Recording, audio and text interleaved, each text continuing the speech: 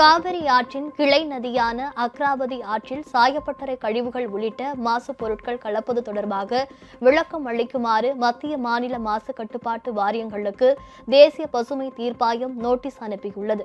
கர்நாடக மாநிலத்தின் நந்தி ஹில்ஸ் பகுதியில் உற்பத்தியாகும் அக்ராவதி ஆற்று நீரால் ஏராளமான ஏக்கரில் விவசாய நிலங்கள் பயன்பெறுவதுடன் அந்த பகுதிகளுக்கு குடிநீர் ஆதாரமாகவும் விளங்குகிறது.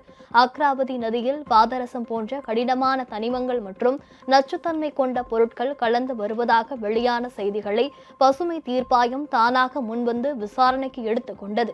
தடை செய்யப்பட்ட பூச்சிக்கொல்லி மருந்துகள், புளோரைடு மற்றும் அரோமேட்டிக் ஹைட்ரோ கார்பன் போன்றவை கலந்துள்ளதாக வெளியான செய்திகளை தொடர்ந்து அது குறித்து விளக்கம் அளிக்க வேண்டும் என்று கர்நாடக மாநில மற்றும் மத்திய மாசு கட்டுப்பாட்டு வாரியங்களுக்கு நோட்டீஸ் அனுப்ப உத்தரவிட்டுள்ளது.